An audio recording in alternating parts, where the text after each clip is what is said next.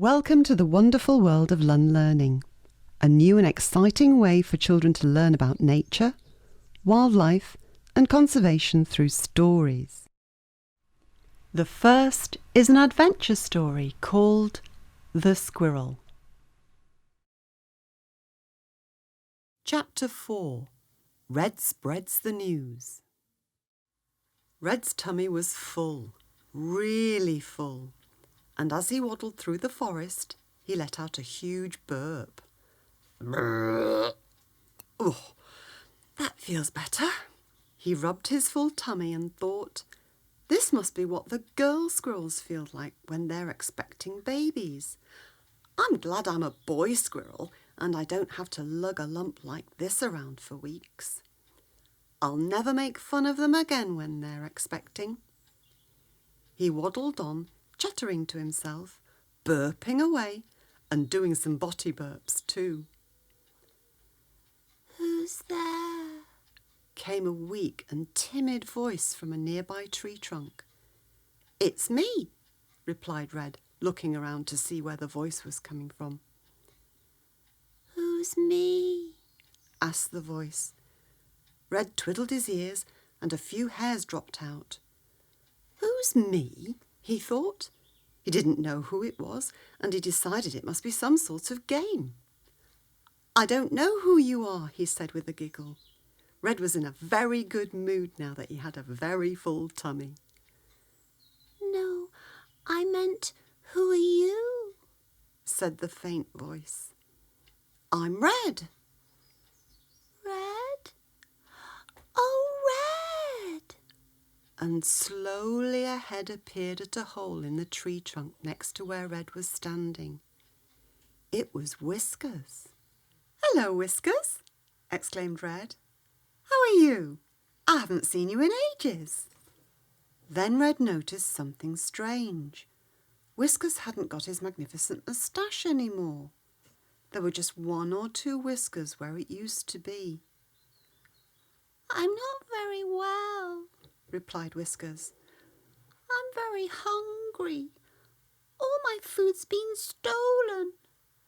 Then Whiskers noticed Red's huge, bulging tummy. Did you steal all my food? He asked. No, it wasn't me, exclaimed Red. Red told Whiskers all about his food being stolen too.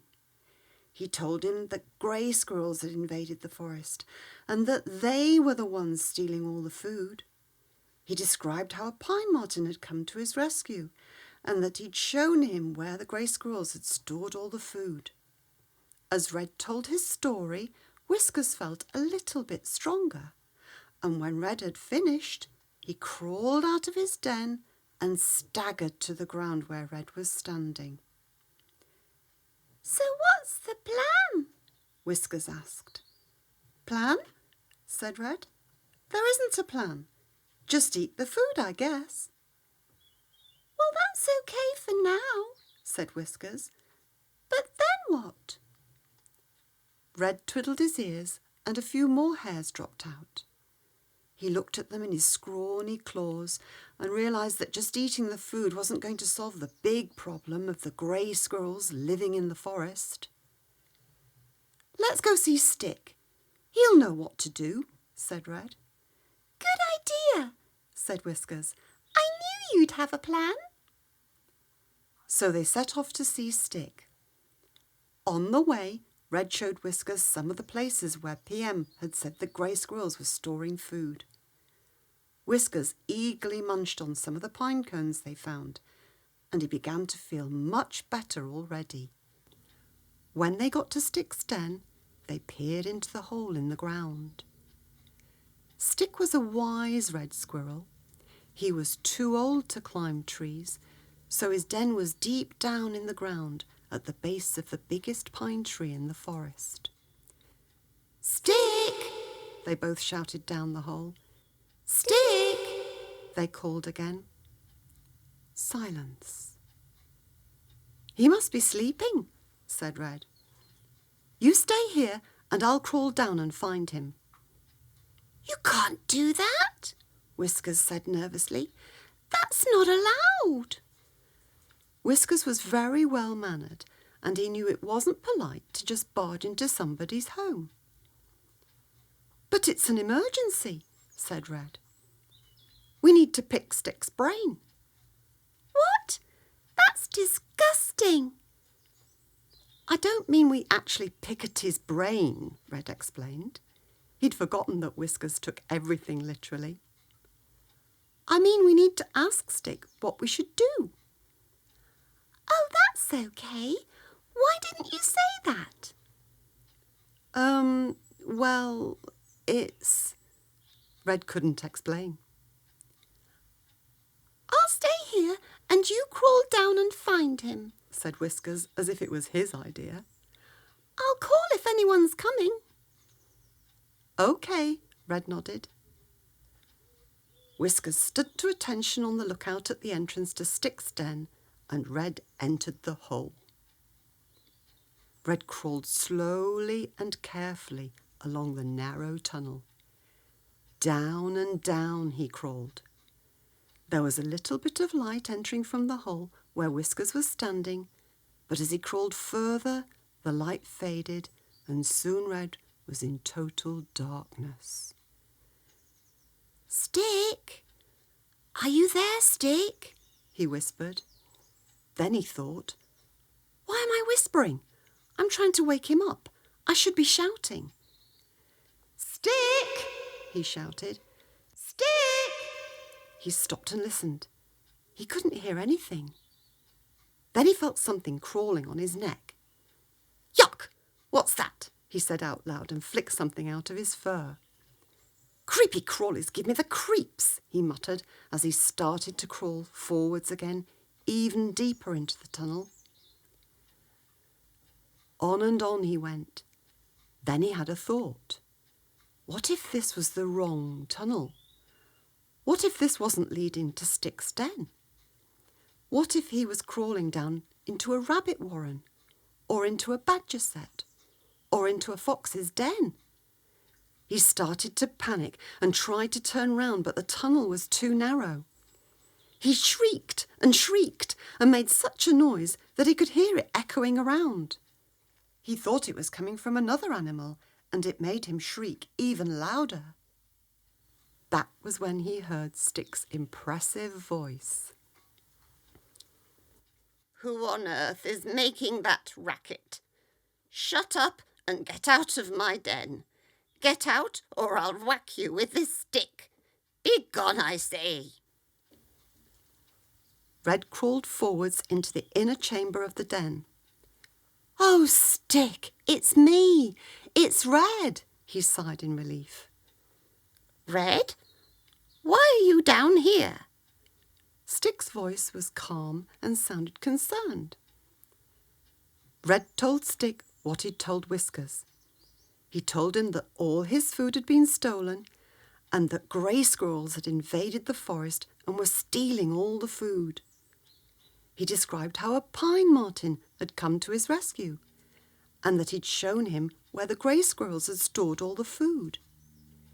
He added that all the red squirrels were thin and not very well, and that Whiskers had lost all but a few of his wonderful whiskers.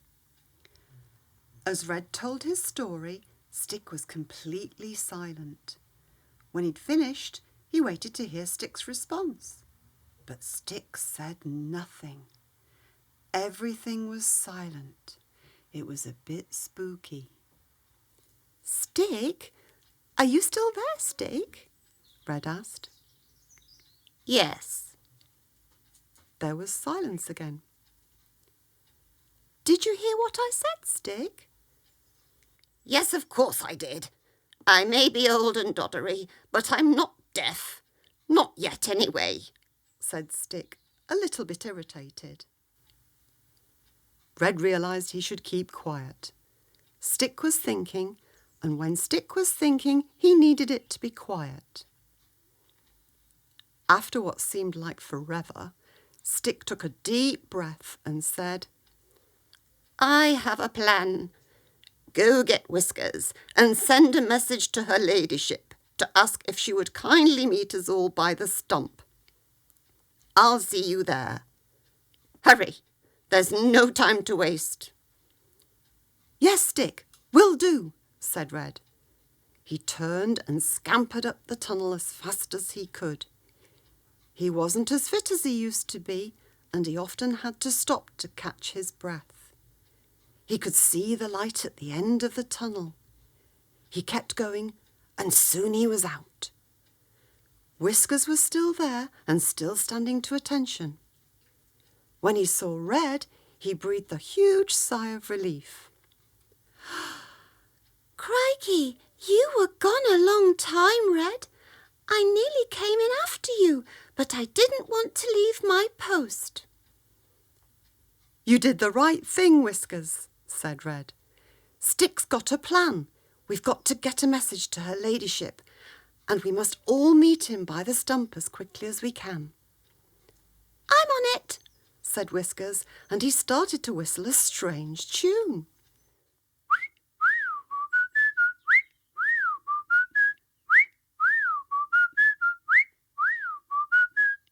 What's that? asked Red. It's my call to her ladyship. We have a special call to each other. Oh, said Red, a little bit sad that Whiskers had a special friendship with her ladyship, but that he didn't.